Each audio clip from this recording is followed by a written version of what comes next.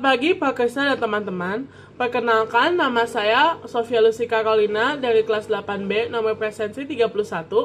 Dan saya Rebecca Patricia Simatupang dari kelas 8B, nomor presensi 28. Pada hari ini, kami akan mengerjakan mengenai proyek bunyi dan gelombang di sekitar kami.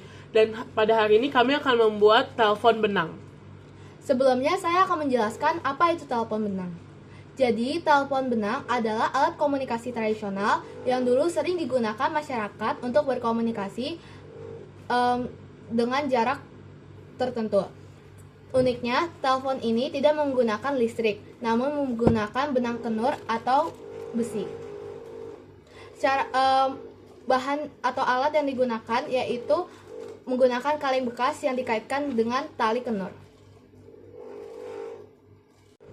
Jadi tujuan untuk proyek ini adalah, yang pertama adalah memahami materi tentang bunyi dan gelombang. Kedua adalah memahami penggunaan bunyi dan gelombang pada telepon benang. Tujuan yang ketiga yaitu penggunaan telepon benang pada kehidupan sehari-hari. Dan yang terakhir yaitu cara kerja telepon benang. Rebecca, kira-kira buat bikin telepon benang kita butuh apa aja sih? Tentunya aku tahu dong, alat dan bahannya yang diperluin buat telepon benang yaitu yang kamu pegang itu. Emang ini apaan? Palu lah, Palu. Terus ini apa? yaitu paku namanya. Masa gitu doang nggak tahu? Paku dipakai buat apa? Paku dipakai buat jadi bahannya pas lagi pembuatan telepon benang. Jadi ini alat, ini paku, ini alat. Iya, Ini ini palu, ini alat, ini paku, ini bahan. iya bener. Oke. Terus itu yang kamu pegang apa? Kalau ini alatnya yaitu tang. Tang digunain buat Jadi tang, betul. Kira-kira kalau ini apaan? kalau ini tali kenur namanya. Tali kenur. Ini bukannya buat bikin gelang. Kamu nyolong ya dari aku? Enggak lah, masa aku nyolong? Yang bener aja, itu punya aku juga. Bikin gelang yuk. Ayo. Aku tahu deh. Ini pasti kaleng. Iya dong, ini pasti kaleng.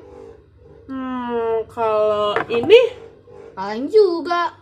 kenapa kita butuh 2 kaleng? Soalnya di telepon benang kita butuh 2 kaleng, satu untuk yang pembicara dan satu untuk menerima komunikasi yang disampaikan oleh pembicara. Terus ini apa?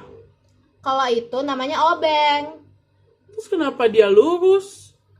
Karena obeng yang kita butuhin buat pisahin ujung dari kaleng ini, kita perlunya pakai benang obeng yang lurus. Oh, itu doang. Iya, Yuk. itu doang. Kita bikin. Ayo. Yuk. Jadi, untuk bahan-bahan yang kita butuhkan adalah kaleng, tali kenur, dan juga paku. Lalu alat-alat yang kita butuhkan yaitu palu, tang, dan juga obeng. Oke, jadi sekarang saya akan menjelaskan cara-cara untuk membuat telepon benang. Tapi sebelum itu kita harus siapin bahan-bahan dan alatnya dulu. Langkah kedua dalam pembuatan telepon benang yaitu membolongi bagian bawah kaleng. Caranya dengan menggunakan paku dan juga palu.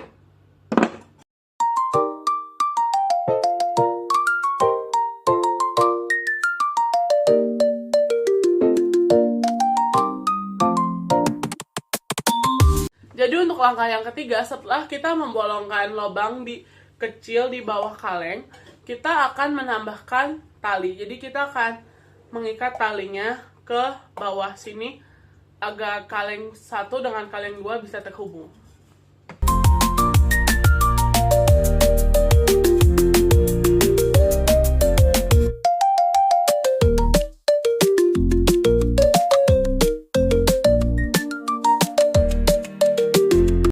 Jadi kami sudah menyelesaikan telepon benangnya. Sekarang kami akan mempraktekannya.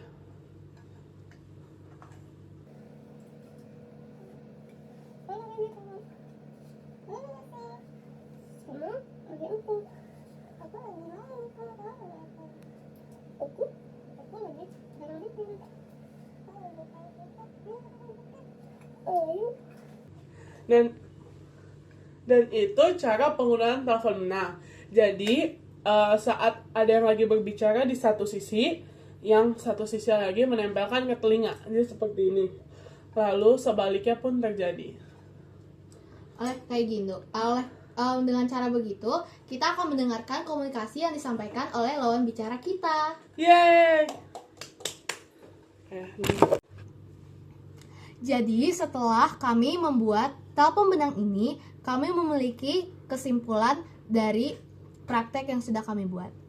Jadi, telepon benang ini menggunakan prinsip gelombang mekanik jenis longitudinal. Gelombang ini merambat dan sumbernya berupa benda yang bergetar. Bunyi pada prinsip dalam telepon benang ini yaitu merambat melalui mediumnya dengan kecepatan tertentu. Nah, medium pada telepon benang yaitu ada dari benang kenurnya. Lalu ada getaran yang ditransmisikan dari satu sisi ke sisi yang lain oleh gaya tegangan. Lalu, jadi kesimpulannya, telepon benang menggunakan prinsip gelombang, getaran, dan bunyi. Sekian terima kasih dari kami. Semoga video ini dapat bermanfaat bagi kalian semua. Dadah!